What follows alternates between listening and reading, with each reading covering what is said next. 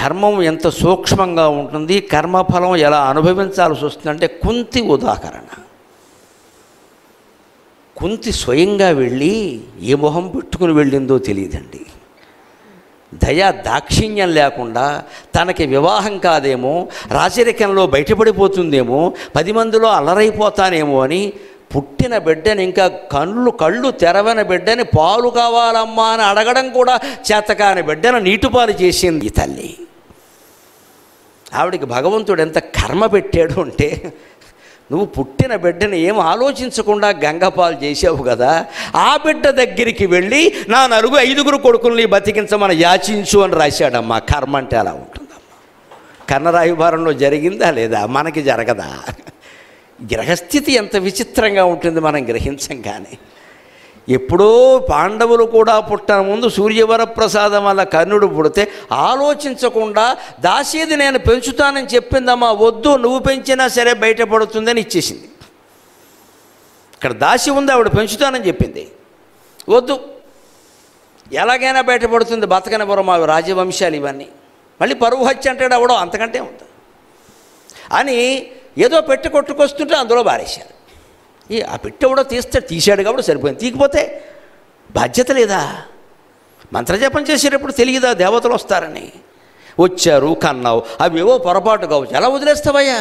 అవసరమైతే ఆ పెళ్లి మానేయాలి, ఆ వంశం మానేయాలి, నా బిడ్డ సూర్యవర ప్రసాదం అని బహిరంగంగా ప్రకటించాలి. ఏదో మానవులతో సంబంధాలు పెట్టుకుని కన్నవాళ్ళనే ప్రకటిస్తారే, దేవతా సంబంధాన్ని ప్రకటించడానికి మొహమాట పడవలసిన పని ఉందండి.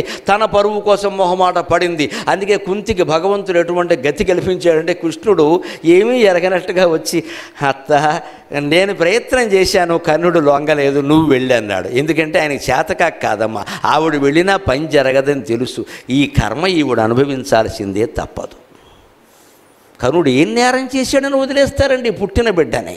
పెద్దయ్యాక దుర్యోధనుడితో స్నేహం చేశాక ఆయన దుర్యోధనుడిని సమర్థించడం తప్పు కావచ్చు, వస్త్రాపహరణం జరుగుతుంటే వ్యభిచారి అయిన ద్రౌపదిని నిందించవచ్చు, అవన్నీ తప్పులే కావచ్చు. కానీ పుట్టిన పసిబిడ్డ ఏ నేరమూ చేయలేదే.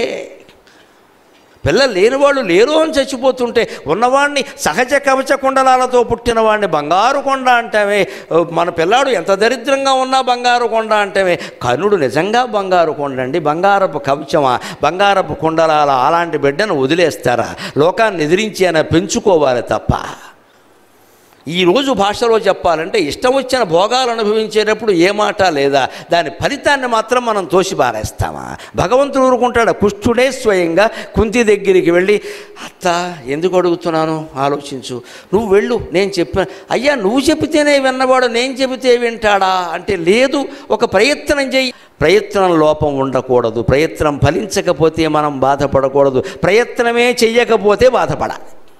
అందుకే వెళ్ళమంటే కుంతీదేవి ఏమైందంటే, గొట్టుముక్కల రామకృష్ణ గారని కాకినాడ దగ్గర పెద్దాళ్ళలో ఉండేవాడు, మహానుభావుడు, గొప్ప అవధాని. ఆయన కుంతి మీద గొప్ప కావ్యం రాశాడు, కుంతి మనోవేదనలన్నీ కూడా. ఆయన అంటాడు, కృష్ణ నాకిది యోగమా శిక్ష నాకు వేస్తున్నదంటే ఒక నవ్వు నవ్వాడు కృష్ణ పరమాత్మ. రాముడైతే స్పష్టంగా చెబుతాడు, కృష్ణుడు నవ్వుతాడు అంతే, అందులో 100 అర్థాలు ఉంటాయి. ఇది శిక్ష అంటే వెళ్ళవమ్మా, ఆ మాటలన్నీ ఎందుకు, శిక్ష మరి. వదిలేసిన కొడుకు దగ్గరికి, తానే నీటిలో పారేసిన కొడుకు దగ్గరికి వెళ్ళి ఏమడగాలి? వాణ్ణి బతకమని కాదు, వాడు మన పక్షానికి రమ్మని కాదు, రానంటే కనీసం పాండవులను చంపనని వాగ్దానం చేయి. ఎంత స్వార్థం, ఎంత స్వార్థం! ఏ తల్లినా ఇలా ప్రవర్తించచ్చా? కనుడేం లోకుగా దొరికాడా? ఉన్న బిడ్డను నీటిలో పారేస్తావా? వాడేదో సొంతంగా ఎవరి దగ్గర చదువు నేర్చుకుని వాడేదో పరాక్రమం సంపాదించుకుంటే ఆ పరాక్రమం అంతా పాండవులను చంపడం కోసమే అన్నట్టుగా వాడు ప్రతిజ్ఞ చేస్తే ఆ ప్రతిజ్ఞ కూడా తప్పి నీకు పుత్రదానం చేయమంటావా? ఏమి స్వార్థం అండి ఇది! దీన్ని కూడా తట్టుకున్నాడు కర్ణుడు. అందుకని కర్ణుడు దానవీర సూరకర్ణ, నేను నమస్కారం చేస్తానమ్మా. మహోదాత్త మహా ఉదారంగా ప్రవర్తించారండి చాలా విషయాల్లో. అసలైన ధర్మం చర్చ వచ్చినప్పుడు నేను ఎట్టి పరిస్థితుల్లో మంచో చెడ్డో ఏదైనా కానీ దుర్యోధనుడికి మాట ఇచ్చా, మాటకు కట్టుబడతానని చెప్పాడు. అందుకు మనం కర్ణుడిని మెచ్చుకోవలసింది. తల్లి వచ్చినా లొంగలేదు. కానీ కుంతి కర్మ ఎలా వచ్చింది అంటే, వదిలేసిన బిడ్డ దగ్గరికి వెళ్ళి బతుకున్న బిడ్డలకి ప్రాణభిక్ష పెట్టమని అడిగింది. ఇక్కడ ఇంకో ధర్మ సూక్ష్మం రహస్యం చెప్పి నేను సెలవు తీసుకుంటా. కృష్ణుడెందుకు కర్ణుడి దగ్గరికి వెళ్ళాడు?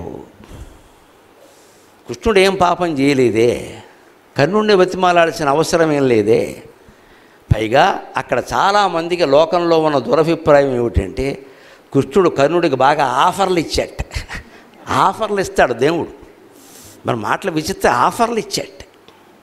ఎందుకంటే పాండవులు గెలవాలి అంటే కర్ణుడు ఉండగా గెలవలేట. అందుకని కర్ణుడిని ఇక్కడికి లాగాలట. లాగి గెలిపి ఇన్ని ఆఫర్లు ఇచ్చి వ్యాపారాలు చేసుకునేవాడా దేవుడు అంటే? ఒక్క చేత్తో ఆయన గెలిపించలేడా? స్పష్టంగా రాయబారంలో విశ్వరూపం చూపించిన మనిషి, భగవద్గీతలో విశ్వరూపం చూపించిన మనిషి, మట్టి తిన్నావుట కదరా అన్నయ్య చెబుతున్నాడంటే తల్లికి విశ్వరూపం చూపించిన మనిషి దుర్యోధనుడికి కర్ణుడికి విశ్వరూపం చూపించలేడండి. అమాయకత్వపు మాటలు ఇవన్నీ. కర్ణరాయబారానికి కృష్ణుడు వెళ్ళడంలో ఒకే ఒక్క కారణం లోపల ఉందమ్మా. కర్ణుడు గనక యువతల పక్షానికి వస్తే దుర్యోధనుడు యుద్ధం చెయ్యడు. అది కృష్ణుని యొక్క సంకల్పం.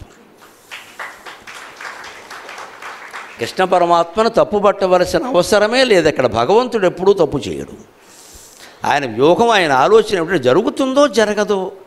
కర్ణుడు యువతలకి లాగేస్తే యుద్ధం ఆగిపోతుంది. 20 లక్షల మంది ఎందుకు చచ్చిపోవాలి? అంత యుద్ధం ఎందుకు జరిగింది? అంత అవసరం ఏమిటండి? ఈ యుద్ధాన్ని ఆపడానికి పరమాత్మ చిత్తశుద్ధిగా ప్రయత్నం చేశాడు. శాంతి కాముకుడు ఎవరైనా ఉంటే శ్రీకృష్ణ పరమాత్మ మాత్రమే. అపార్థం చేసుకోకుండా దయచేసి. నోబెల్ శాంతి బహుమతి, మొట్టమొదటి బహుమతి కృష్ణ పరమాత్మకి ఇవ్వాలి. ఆయన యుద్ధప్రియుడు అంటారు. పైగా వీళ్ళందరినీ చంపడం కోసం ఆయన అవతరించాడు. చంపడం కోసం భగవంతుడు పుట్టడం పెట్టండి, అర్థం లేని మాట. ధర్మాన్ని రక్షించాలి, అధర్మాన్ని శిక్షించాలంటే యుద్ధం తప్పదు కాబట్టి చేశాడు. కానీ మనుషులను చంపడం కోసం దేవుడు పుడతాడా? మనుషులను పుట్టించింది ఆయనే కదా, చంపుకుంటాడా? అదేం మాట? తెలియకుండా మాట్లాడాలి ఇవన్నీ. మూల గ్రంథం చదివితే కృష్ణ పరమాత్మ హృదయం అర్థమై ఏడుస్తామమ్మా. నేను రోజు సంధ్యావందనం కంటే ఎక్కువగా కృష్ణ పరమాత్మ ఫోటో ఉంది, పద్యం ఎందుకు పాడతానంటే ఎంత ప్రేమికుడివి, నిన్ను లోకమెంత అపార్థం చేసుకుందయ్యా. నా గొంతు బాగున్నంత వరకు నీ గురించి నేను ప్రకటిస్తానయ్యా అని చెప్పాను నేను. అలాంటి కృష్ణుడు యుద్ధం ఎందుకు చేయిస్తారండి? కర్ణుని ఇక్కడికి రాగడంలో ఆయన ఉద్దేశం ఏమిటంటే యుద్ధం ఆగిపోతుంది అనడానికి ప్రమాణం ఏమిటంటే కర్ణుడు చనిపోగానే ఆగిపోయింది నిజంగానే. 17వ రోజు యుద్ధంలో కర్ణుడు చనిపోగానే 18వ రోజు శల్యుడిని పిలిచి పట్టాభిషేకం ఎందుకు చేశాడో తెలుసా? అది అనవసరపు మాట. శల్యుడు గెలుస్తాడా? దాని గురించే ఒక మాట ఉంది. గతే భీష్మే గతే ద్రోణే గతే కుండలమండితే ఆశా బలవతీ రాజన్ శల్యో జేష్యతి పాండవాన్. భీష్ముడు చనిపోయాట, ద్రోణుడు చనిపోయాట, కర్ణుడు కూడా చనిపోయాట, శల్యుడు గెలుస్తాట. దుర్యోధనుడు ఆలోచనకి ఏమైనా అర్థం ఉందా? పైగా ఈ శల్యుడు ఎవరు? వాళ్ళ మీద గెలవడం ఏంటండి? అర్థం లేని మాట. ఒకసారి చూడండి, రాజకీయ పార్టీలు కూడా చాలా తెలివిగా ప్రవర్తిస్తారు. ఎవడైనా ఓడిపోవాలని అనుకుంటే వాళ్ళ పార్టీ తరఫున బలహీనుడిని పెడతారు. అక్కడ ఎవరన్నా పలానా ఎక్స్ పార్టీ వాడు గెలవాలి, మనవాడు ఓడిపోవాలంటే బలహీనమైన వాడు పెడతారు. నన్ను ఎందుకంటే ఎక్కడ పెట్టారు? ఆయన సింహం లాంటి వాడు, ఆయన మీద నేను గెలుస్తానంటే ఏమంటారు? నువ్వైతేనే అంటారు. ఏం లేదు, ఓడిపోవాలని వీళ్ళ ఉద్దేశం. ఇక్కడ వీడు పోవాలి, వీడి పార్టీలో వీడు గెలిస్తే ప్రమాదం. రాజకీయాలు అర్థమైతే మొత్తం ప్రవచనాలన్నీ అర్థమవుతాయి. భారతం కూడా బాగా అర్థం. అందుకే పేపర్ రోజు చదువుతా, పొద్దున్న గంట సేపు చదువుతా. ఈ కుళ్ళంతా తెలుసుకోవాలి విషయం, అప్పుడు ఇది ఇందులో పెట్టాలి. లేకపోతే లోకం అర్థం కాదు. ఇక్కడ మొత్తం ప్రపంచం అంతా మనకి ఇచ్చేస్తున్నారు. ఇక్కడ చాలు 10 రూపాయలు, 7 రూపాయలు ఇంత చేస్తే సప్తద్వీపాలు వచ్చేస్తాయి అందులో. అవన్నీ చదివితే మొత్తం అర్థమైపోయింది ప్రపంచం అంతా. ఇంకా వేరే ఏదో చూడాల్సిన పని, రూమ్లోకి కదలాల్సిన పని లేదు ఇక్కడ. ఇంకొక మాట చెబుతా, ఈ ఆఫర్లు ఇచ్చాడు అసలు. ఎక్కడ మూల భారతంలో మీరు వ్యాస భారతం చదవండి, నీకు పట్టాభిషేకం జరుగుతుందన్నాడు. ఎందుకంటే అన్నగారు కదండి, ధర్మరాజు ఒప్పుకుంటాడు, అందరికంటే ముందు పుట్టాడు కదా. ఈయన సూర్యవరప్రసాదం అయితే వాళ్ళు దేవతల వరప్రసాదమే కదా, అందుకని ఒప్పుకుంటాడు. అనుమానం వెళ్ళ, ధర్మరాజును శంకించక్కల. అంచేది నీకు పట్టాభిషేకం చేయిస్తా. అర్జునుడు నీకు గుర్రాలు తోలుతాడు, అభిమన్యుడు నీ పక్కనే ఉంటాడు, భీముడు నీకు వింజామర వేస్తాడు, ఇవన్నీ చేయిస్తాడు. పొరపాటును కూడా కర్ణరాయబారంలో శ్రీకృష్ణ పరమాత్మ ద్రౌపది నిన్ను చేసుకుంటుందనే మాట మాట్లాడలేదండి. ఇది పచ్చి అబద్ధం. మీరు మూల భారతం చూసుకుంటే తెలుస్తుంది. పొరపాటును కూడా మాట్లాడలా. అక్కడ ఆయన అన్న మాట ఏమిటంటే, రాజన్యారాజకన్యాశ్చాప్యానయంత్యభిషేచనం షష్ఠే కాలే తదా త్వాం వై ద్రౌపద్యనుగమిష్యతి. ఇది మూల భారతంలో ఉన్న శ్లోకం. మల్లాది చంద్రశేఖర శాస్త్రి గారు మహానుభావుడు ఈ శ్లోకాన్ని బయటపెట్టి ద్రౌపది విషయంలో, కర్ణుని విషయంలో, కృష్ణుని విషయంలో ఉన్న అపార్థాన్ని తొలగించాడు. ఆ జగద్గురువుకి నమస్కారం. మహాపండితుడు, మహామేధావి. ఆయన తొలగించాడు. ఏముందో చదువుకోండి అన్నాడు. అక్కడ కృష్ణుడు ఏమన్నాడు అంటే కర్ణుడికి పౌరుషం కలిగేలా ఒక మాట మాట్లాడాడు. ఎందుకంటే కర్ణుడిని స్వయంవర సమయంలో ద్రౌపదీదేవి అవమానించింది. ఈవిడేం తక్కువది కదా, ఆవిడ పూర్తిగా మంచిది అనుకోకండి. పూర్తిగా మంచిది అయితే స్వర్గారోహణ పర్వంలో నరకానికి వెళ్ళదు. ఓ 2 రోజులు ఉంచారు ఆవిడ అక్కడ, 2 days రిమాండ్లో పెట్టారు. కొన్ని తప్పులు ఉన్నాయి. ఏమిటంటే స్వయంవరం అని ప్రకటించాక ఎవరు వరం చేస్తే, ఎవరు పందెంలో నెగ్గితే వాళ్ళని చేసుకోవాలో వద్దా, నీకు ఇష్టం లేకపోతే అక్కడ నిలబడకు. మీ నాన్న ప్రకటించాడు, నువ్వు అక్కడ నిలబడ్డా అంటే యూ షుడ్ ఒబే. సీత ఇష్టపడిందా లేదా? రాముడిని ముందే ఏం ప్రేమించలేదండి ఆవిడ. ఎవరు వీళ్ళు విరుస్తారో ఆవిడకి తెలియదండి. ద్రౌపది ఏం చేసిందంటే తండ్రి గారు అక్కడ మత్స్యయంత్రం అని ప్రకటిస్తే వేదిక మీద నిలబడింది. తండ్రి యొద్ద నిలుచున్నది ద్రౌపది ముద్దుల పెండ్లి కూతురైన కరుణశ్రీ గారు రాసినట్టే నిలబడింది. కానీ దుర్యోధనుడు వచ్చాడు, కొట్టలేకపోయాడు, మాట్లాడలేదు. ఇంకెవరో వచ్చారు, కొట్టలేకపోయారు, శల్యుడు వచ్చాడు విచిత్రంగా. అదేం సంబంధము? ముసలాడికి దసరా పండగ. మామూలు వాళ్ళు రాలేదండి, పెద్ద పెద్ద వాళ్ళు, 80 ఏళ్ళ వాళ్ళు, 70 ఏళ్ళ వాళ్ళు, రిటైర్ అయిపోయి ఎక్స్టెన్షన్ సర్వీస్ మీద కొనసాగుతున్న వాళ్ళు అందరూ వచ్చారు ఇక్కడికి. అవన్నీ చూసింది ఆవిడేం అనలా. కర్ణుడు లేచాడు, మత్స్యయంత్ర భేదనం కోసం వచ్చాడు. ఆశ్చర్యకరంగా నువ్వు చేసినా సరే నేను నిన్ను పెళ్లి చేసుకోనేదండి, నన్ను మన్నింతుడుగాక. కులాన్నే అవమానించిందండి. ద్రౌపది మరీ మంచిది ఏం కాదండి, కొంతవరకు మంచిది అంతే. ఆవిడ అహంకారాలు ఆవిడకున్నాయి. నువ్వు సూత కులంలో పుట్టావు కాబట్టి నువ్వు చేసినా నేను చేసుకోను. ఈ హక్కు ఈవిడికి ఎవరికి ఇచ్చారండి? నువ్వు ఎందుకు నిలబడ్డావు అక్కడ? పందెం అంటే పందెమే, మళ్ళీ ఇక్కడ షరతులు పెడతావేటి? మంటెత్తిపోదా కర్ణుడికి. నా కులాన్ని బట్టి నేను పౌరుషం ఉన్నా సరే, పరాక్రమం ఉన్నా సరే నన్ను చేసుకోరా. ఇంత అవమానమా? ఆ కులంలో పుట్ట నా తప్ప? ఇవాళ కులాల పేరు మీద అవమానం జరుగుతుంటే వాళ్ళు బలహీన వర్గాల వాళ్ళు ఏ బాధపడుతున్నారో ఆ బాధని కర్ణుడు పాత్ర రూపంలో భారతం వ్యక్తం చేసింది. భారతీయ సంస్కృతికి నమస్కారం. ఎవ్వరికి అవమానం, ఎవరి బాధ అయినా మనం అర్థం చేసుకోవాల్సింది. కులం పేరు మీద ఎలా తిడతామమ్మా? వాడు గుణం పేరు మీద అనండి, నువ్వు అబద్ధాలు ఆడుతున్నావు అనండి, నువ్వు మోసకారివి అనండి, ఫలానా కులంలో పుట్టావని ఎలా తిడతావు? వాడు ఏమైనా అప్లికేషన్ పెట్టుకుని పుట్టాడా? నాకు అర్థం కాదు. ఈ మాట నోటమ్మట రాకూడదని ఇవాళ సమాజంలో ఘర్షణలకు అదే కారణం. దానికి భారతం సమాధానం చెప్పింది. ఈ మాట ద్రౌపది అంది, అది కర్ణుడికి మనస్సులో ఉండిపోయింది. నేను ఎంత సమర్థత ఉన్నా సరే కులం పేరు మీద నన్ను అవమానిస్తారేంటి? ఆ అవమాన భారాన్ని పోగొట్టడానికి కృష్ణుడు ఏం వ్యూహం పన్నాడు అంటే, సంసారపక్షంగా సమస్యల్ని పరిష్కారం చేసే మహానుభావుడు కాబట్టి 16,000 మందితో చేసిన సంసారం అనుభవం ఉంది కాబట్టి ఏమన్నాడంటే, ఏ ద్రౌపది నిన్ను కులం పేరు మీద అవమానించిందో ఆ ద్రౌపది ఇతర రాజకన్యలతో పాటుగా నీ ఊరేగింపులో పాల్గొని నీకు హారతి ఇస్తుందయ్యా అని చెప్పాడు. ఇది కృష్ణుడు అన్నమాట. రాజకన్యాశ్చాప్యానయన్ అభిషేచనం. మహారాజులు రాజకన్యలో కూడా నీకు అభిషేకం జరుగుతుంటే వెనకాల వస్తారు కదా, అభిషేకము నీళ్లు కలశాలు పట్టుకుంటారు కదా, స్వాగతం చెబుతారు కదా. అప్పుడేమిటి? షష్ఠే కాలే తదాత్వం వై. ఈ విషయంలో తిక్కన గారు కూడా పొరపాటు పడ్డారు, నన్ను మన్నించండి. అంచితముగా నిన్ను బంధు నారువురి వరుస నన్ను పద్యం రాసేశాడు ఆయన. పంచాల రాజపుత్రియు అంచితముగా నిన్ను బంధు నారువురి వరుసను పొరపాటు పడ్డానికి కారణం ఏమిటంటే, షష్ఠే కాలే తదాత్వాం వై అన్నాడు. అంటే 6వ వాడుగా నిన్ను వరిస్తుంది అనుకుని తిరుపతి వెంకట కవులు సహా తిక్కన గారు సహా పొరపాటు పడ్డారు. మహానుభావులు పొరపాటు పడరని ఏం లేదు అక్కడ. ప్రమాదో ధీమతామపి అన్నారు. కాస్త సూక్ష్మంగా ఆలోచించకపోతే పొరపాటు పడతారమ్మా, దానికే ఉంది, పెద్ద విషయం కాదు అది. నేను ఖాండవ వనదహనం గురించి మాట్లాడుతూ అక్కడ తక్షకుడు తల్లి కొడుకు, తక్షకుడు ఆయన తల్లి ఉన్నారు, లేరు ఆ తక్షకుడు భార్య తక్షకుడు కొడుకు ఉన్నారు. అక్కడ మాట పొరపాటు ఎవరికైనా వస్తుంది, దానికి పోలీస్ కేసు పెట్టేస్తే అలాగా మాట పొరపాటు అంతకంటే. అలాగా తిక్కన గారు కూడా సరిగ్గా చూడలేదు. షష్ఠే కాలే తదాత్వం అనగానే అన్ని ఆఫర్లు ఇచ్చాడు కదా, దాంతో పాటు ఇది అని ఉంటాడులే అని అంచితముగా నిన్ను పొందున 6 వరుసను అర్థానికి ఇంకా తిరుపతి వెంకట కవులు రెచ్చిపోయి వాళ్ళకి నాటకం కావాలి కదా.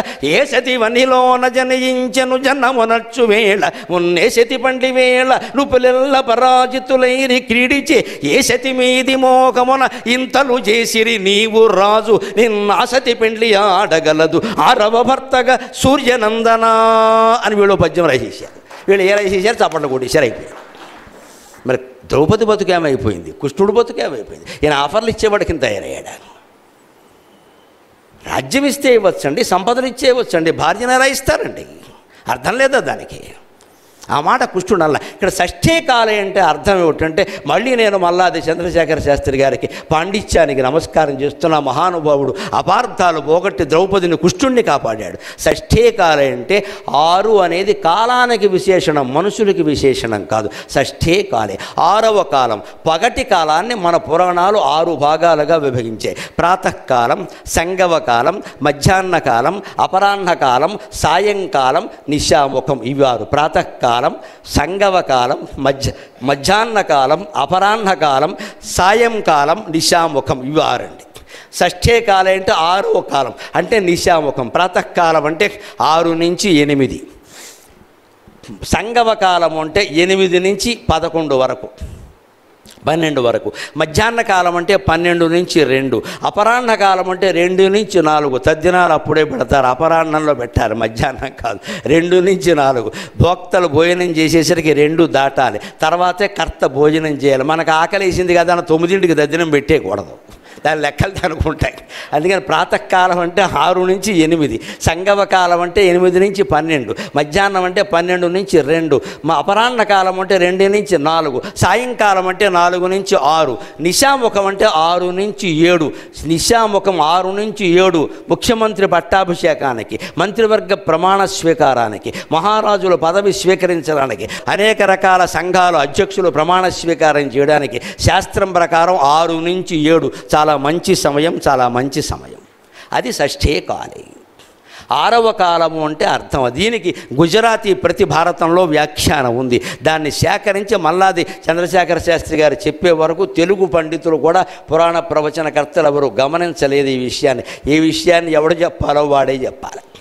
గుజరాతీ ప్రతిలో ఈ వ్యాఖ్యానం ఉంది, దానికి షష్ఠీ కాలే. పైగా స్పష్టమైన వ్యాకరణం తెలిసిన పండితులందరూ గ్రహించగలరు. 6వ భర్తగా అంటే షష్ఠం భష్టే భర్తే భర్తరి అని అంటారు కదా, ఖచ్చితంగా సప్తమి విభక్తి వాడకుండా షష్ఠీ కాలే, కాలేకి విశేషణంగా షష్ఠీ అని వాడారు. అంటే 6వ కాలంలో రాజకన్యలందరితో పాటుగా ద్రౌపది కూడా నిన్ను అనుసరిస్తుంది అంటే నీ కక్ష తీరుతుంది, నీ కోపం తీరుతుంది. ఈ నిండు సభలో నిన్ను అవమానించింది కదా, అందుకు నువ్వు కూడా తక్కువ వాడేవి కాదు, వస్త్రాపరణంలో ఏదో అనేసావులే అనుకో, పోని అందుకు కూడా సరిపోకపోతే ఇప్పుడు అన్నగారిగా వస్తే ఆవిడ కూడా వచ్చి నీకు కూడా మొహాన మంగళహారతి ఇస్తుందా, నువ్వు 116 పళ్ళెలను వేయించయ్యా నాయన అని చెప్పాడు. అంతకు మించి ద్రౌపది పెళ్లి చేసుకుంటుందనే మాట లేదు. ఈ ఆఫర్లు ఏవి పరమాత్మ ఇవ్వలేదు. ఇది ధర్మ సూక్ష్మం, ఇది రహస్యం. ఇక కర్ణపర్వంలోకి వెళదాం. మధ్యాహ్నం 2 గంటల వరకు సంశప్తకులతో పోరాటం చేసి 5000 మందితో అలిసిపోయి అర్జునుడు వచ్చాడు. మధ్యందిన మార్తాండులాగా కర్ణుడు వెలుగొందుతున్నాడు, ఈవేళ చంపకపోతే ఇంకెప్పుడు చంపలేం అనే మాట వచ్చింది. వెంటనే కృష్ణ రథాన్ని నేరుగా కర్ణుడి దగ్గరికి పోని, ఈవేళ కర్ణుడో నేనో తేలిపోవాలన్నాడు. ఈయన రథాన్ని అటు పోనిచ్చాడు, సారథి కర్తవ్యం కదా. అప్పుడు కర్ణుడు ఘటోత్కచుడిని చంపిన ఉత్సాహంలో బ్రహ్మాండమైన తేజస్సుతో ఆయన తండ్రి సూర్యనారాయణుని తేజస్సుతో వెలుగొందిపోదు. రశ్మిమంతం సముద్యంతం భాస్కరం పూజయేస్వ వివస్వంతం భాస్కరం భువనేశ్వరం అని ఆదిత్య హృదయంలో చెప్పినట్టుగా ఆయన వెలుగొందిపోతున్నాడు అక్కడ. ఆ కర్ణుడిని చూసేసరికి అర్జునుడికి కూడా భయం వేసిందండి. జీవితంలో భయాలు ఎలా ఉంటాయి, అర్జునుడు అనగానే భయం లేదు అని ఆయన భయపడ్డాడు. భారతంలో స్పష్టంగా ఉంది. ఒక్కసారి ఇలా చూసి మాధవ మన రథమును వెనుక కుమరల నిమ్ము అన్నాడు. ఇంత తేజస్సుతో వెలుగొందుతున్న కర్ణుడిని ఇప్పుడు చంపడం కష్టమేమో అని అనకుండా, వీరుడు అలా అంటే కష్టం కదా. అప్పటికి ఈయనకు అనుకూలంగా ఒక వార్త తెలిసింది. ఏమంటే కర్ణుడి చేతిలో ధర్మరాజు ఓడిపోయి బాధపడుతున్నాడు, శిబిరంలో ఉన్నాడు, పారిపోయాడు. ధర్మరాజు కర్ణుడి చేతిలో ఓడిపోతే ఈయన నేల మీద పడిపోయాడు. కర్ణుడు వెంటనే ధనుస్సు కొస ధర్మరాజు బొడ్డు మీద ఏమిటి, పోరా జోదగాడి మీద పందెలాడుకున్నారు, అక్కడ నువ్వొత్త యుద్ధానికి పో అన్నాడు. అంతే. ఆ మాట ధర్మరాజుని ఎంత చెలింపజేస్తుంది. ఆ మాటతో ఆయన శిబిరానికి వెళ్ళాడు. ఆ వార్త కృష్ణుడికి తెలిసింది. అర్జునుల్లో ఉండేటువంటి నిస్తేజాన్ని గమనించాడు. ఊరికే అనక్కల కొన్ని వేల మందితో పోరాడు వచ్చాడు. మధ్యాహ్నం 3:30 వరకు ఉండదా, మళ్ళీ కర్ణుడితో యుద్ధం చేయమంటే ఎలాగా, విశ్రాంతి ఉండాలి కదా. అందుకని ఆలోచిస్తే ఈయనేమో పౌరుషానికి పెడుతూ మాధవా మన రథమును మరలనిమ్ము అంటే, అర్థమైంది నాయన, నువ్వు ఇప్పుడు వెనక్కి వెళ్ళడం అవసరం కూడా. ధర్మరాజును కర్ణుడు బాధించాడయ్యా, ఆయన్ని కాస్త 4 మాటలతో ఓదార్చి వద్దామన్నాడు. మా అన్నగారి యొక్క జీవితం నాకు చాలా ప్రధానం, అందుకని వెనక్కి పోనేను. అన్నగారి జీవితం ఎంత ప్రధానమో కర్ణుడు తేజస్సుకు తట్టుకోలేకపోవడం కూడా అంతే ప్రధానం. విషయం అంతే. వాస్తవం మనకేమి ఇక్కడ మనం అర్జున ఫ్యాన్స్ కాదు, కర్ణ ఫ్యాన్స్ కాదు, ధర్మానికి ఒక్కడికే నేను ఫ్యాన్. ఏది జరిగిందో అది చెప్పడమే అంతే. ఇప్పుడు కర్ణవధలో ఉండే సూక్ష్మాన్ని గమనించండి. కర్ణుడు మనం అనుకుంటున్నంత దాత కాదు, మనం అనుకుంటున్నంత వీరుడు కూడా కాదు. దాత కాదు అనడానికి కవచకుండలాలు తప్పితే ఆయన చేసిన ప్రసిద్ధమైన దానం ఏది వ్యాసభారతంలో లేదు. దయచేసి పుట్టగింపు కథలు నమ్మకండి. ఆయన ఏదో శ్మశానంలో ఉన్నాడు యుద్ధరంగంలో, ఆయన బంగారు పన్నెడిగితే దానం ఇచ్చాడు, లేకపోతే ఏదో ఇల్లు కూలగొట్టి దానం ఇచ్చాడు, ఇవన్నీ కట్టు కథలమ్మా, జానపద భారతాలమని. పల్లెటూళ్ళలో చెట్టు కింద చుట్టకాల్చుకునేవాడు సరదాకి చెప్పుకున్న కథలమా, ఎక్కడా లేవు. ఆయన చేసిన ఒకే ఒక దానం కవచకుండలాలు, అది అరణ్య పర్వ సమయంలో చేశాడు, చివరిలో కాదు. ఇంద్రుడు అప్పటి నుంచి ప్రణాళికతో ఉన్నాడు. ఆ విషయంలో ఆయన మెచ్చుకోవలసిందో దండం పెట్టవలసిందో, శరీరాన్ని కోసి ఎవరిస్తారండి, అది గొప్పవేనమ్మా, ఆయన దాతే. కానీ ఇంకా దాన్ని పట్టుకుని అనేక కథలు సృష్టించద్దు. సరే, అది వదిలిపెట్టాను. వీరుడు అంటారా, మహావీరుడు అంటారా, ద్రౌపదీ స్వయంవరంలో అర్జునుడి చేతుల్లో, భీముడి చేతుల్లో, బ్రాహ్మణ వేషాల్లో ఉన్న వాళ్ళ చేతుల్లో ఓడిపోయాడు. పైగా ఏమన్నాడు అంటే, బ్రాహ్మణులు కాబట్టి నేను యుద్ధం చేయను అన్నాడు. ఓడిపోయాకంటే ఆ మాట ఎలాగ ముందే అనాలి.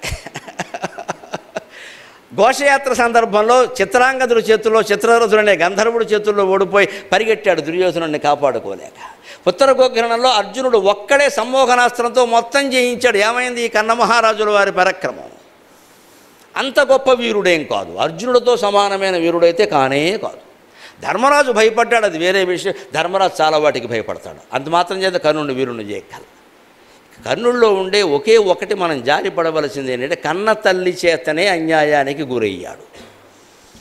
ఆయన దైవోపహతుడు, దురదృష్టవంతుడు కాదు, మహానీతిపరుడు అనద్దు, అలాగని అవినీతిపరుడు అనద్దు. పరిస్థితుల వల్ల ఆయన దుష్టుడుగా మారాడు, దుష్ట చతుష్టయంలో ఒకడయ్యాడు. ఆ దుర్యోధనుడు కులాతీతంగా మాట్లాడ కాస్తే పెద్ద ఉపన్యాసం ఇచ్చేసి, లోపల భావాలు ఎలా ఉన్నా పైకి మాత్రం ఉపన్యాసం ఇచ్చి, ఈయన గారికి అంగరాజ్యం ఇచ్చేసరికి ఈయనకి ఒళ్ళు తెలియక ఇంక నేను చర్మం ఒలిచి నీకు చెప్పులు కుట్టిస్తాననే స్థితికి వచ్చాడు. అది ఆయన్ని బానిసన చేసింది దుర్యోధనుడిని.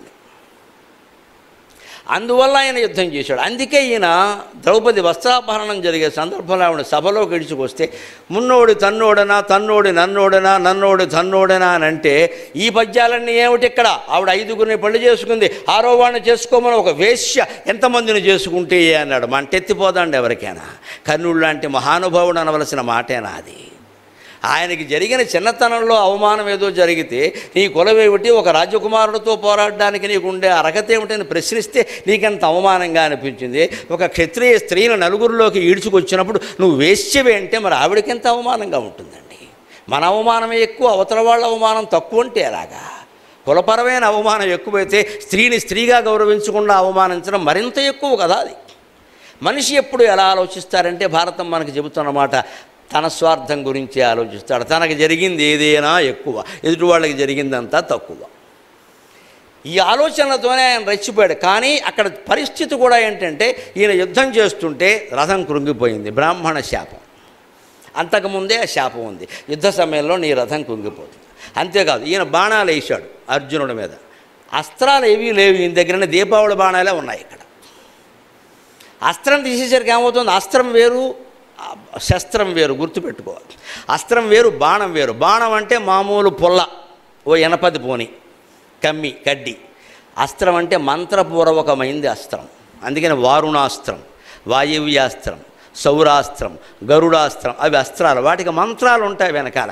ఆ మంత్ర జపాన్ని ఆ వీరుడు ఇంటి దగ్గర కొన్ని లక్షల సార్లు చేస్తాడు. అప్పుడు యుద్ధరంగంలో ఒక్కసారి చేసినా అది ఫలిస్తుంది. ఎలాగా? 10వ తరగతి విద్యార్థి ఏడాదంతా ప్రశ్నలకు జవాబులు కంఠస్థం చేస్తాడు. పరీక్షలో ఒక్కసారి గుర్తు చేసుకుంటే వస్తుందో లేదా. పరీక్షలో కూడా 60 సార్లు చదవడం మొదలు పెడితే టైం అయిపోయింది, బయటికి పోమంటారు. మనం అభ్యాసం చేస్తే అక్కడ ఒక్కసారి గుర్తొస్తుంది కదా. అలా మంత్రజపం కూడా కోట్లు కోట్లు కోట్లు రోజు చేస్తే యుద్ధరంగంలో అవసరమైన క్షణంలో ఒక్కసారికే అది ఫలిస్తుంది. అలా ఫలించింది. అలాంటి మంత్రజపాలు చేశాడు. కానీ దురదృష్టం వల్ల, పరశురాముడి శాపం వల్ల, బ్రాహ్మణుడి శాపం వల్ల, ఇతరుల శాపాల వల్ల, రకరకాల దురదృష్టకర ఘట్టాల వల్ల ఈయనకి మంత్రాలు ఏవి గుర్తు రావట్లా. పైగా కర్ణుల్లో ఒక ప్రధానమైన లోపం, అభిమన్యుడిలాగే ఆయనకి దైవం మీద పరిపూర్ణ విశ్వాసం లేదు. కృష్ణ పరమాత్మ కాదు, ఏ దేవుణ్ణి ఆయన ప్రత్యేకించి ఆరాధించినట్టుగా మనకు కనపడదు. ఇంకా అంతో ఎంతో దుర్యోధనుడికైనా ఉందేమో కానీ ఈయన కారేది తక్కువ. ఈయనకి ఎంతసేపు పౌరుషమే.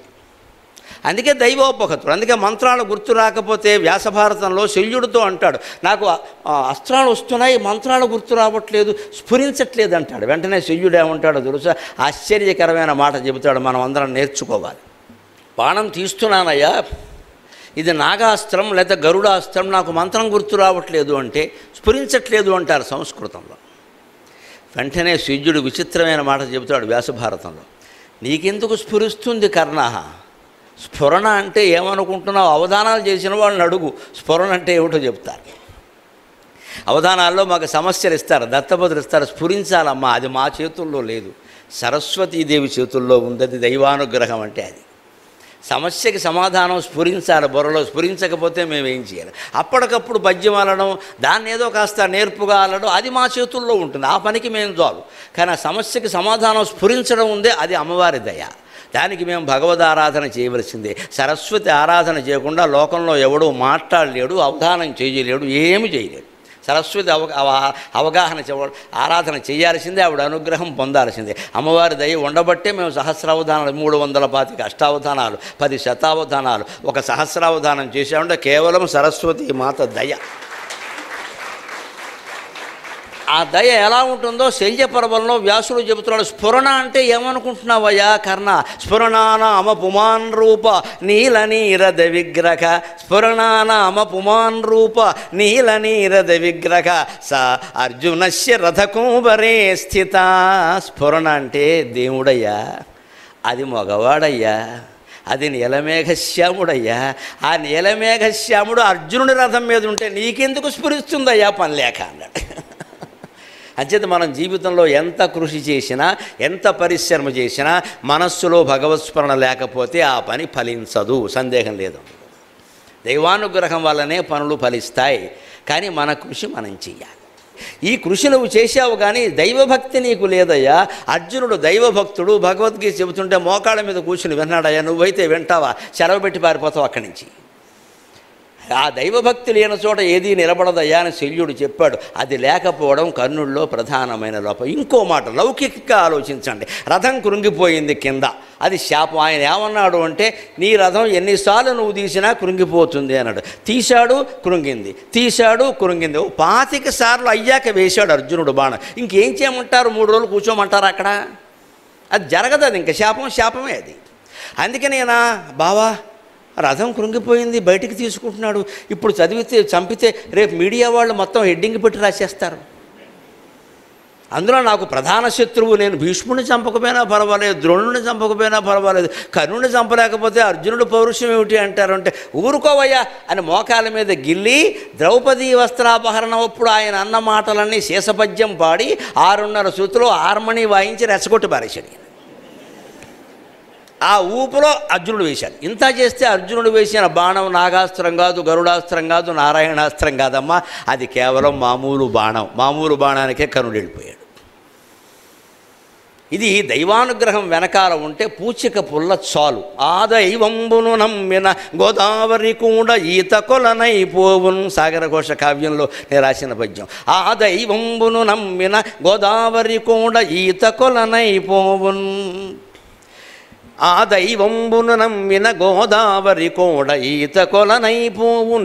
నీదైన చిత్తశుద్ధికి పదాక్రాంతంబగును ప్రపంచం వెల్లన్.